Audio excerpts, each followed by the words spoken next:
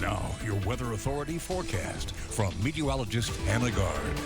Welcome back at 12:30. We have been starting off with nice, cool, fall-like air in the mornings, but by the afternoon, it starts to feel pretty warm, and that warming trend is going to continue through this week. But we're also giving you the first alert as we are going to see storm chances coming back into play with a front approaching this weekend. Right now, though, our temperatures back in the 80s. We started off cool, many of us in the 50s, so we have huge temperature swings happening from the morning hours to the afternoon, and that's because of the dry air that we do have still in the region coming in from that northeasterly flow with the winds there. But our next weather system is setting up over near Los Angeles, where we're seeing a rare tornado threat over there. They have some severe thunderstorm warnings in effect with this low pressure system that's moving onshore of the west coast. It's going to slowly make its way all the way across the Rockies into the plains and then to us by later this week. But before it gets to us, high pressure in the upper levels of the atmosphere will be expanding and strengthening over the plains, and that's going to bring us those hot afternoons. High pressure leads to sinking air, which is drier and hotter conditions. Then here comes the low.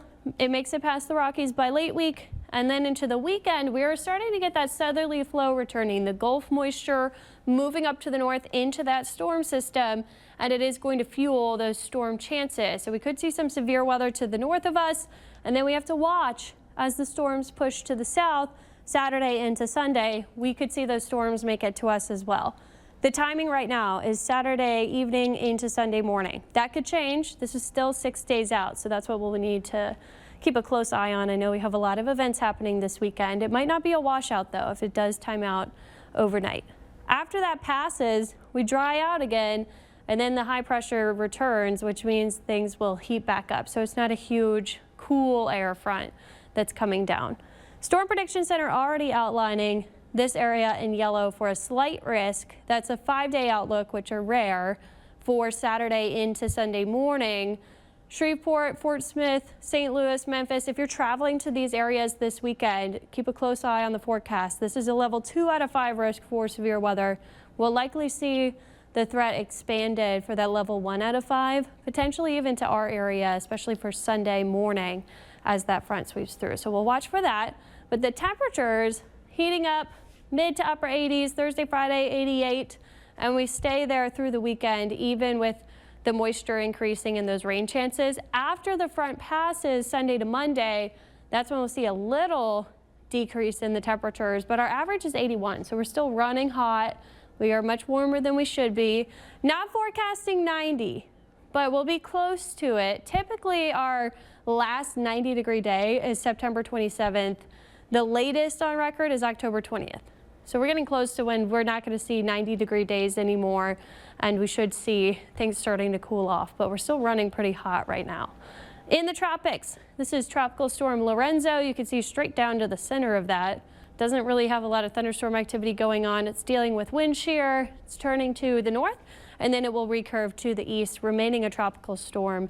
So that is a fish storm. What I'm more focused on is this robust tropical wave that's south of the Cabo Verde Islands. That is going to make it pretty far west based off model consensus. It has that plume of moisture moving across the whole main development region and then getting into the Caribbean.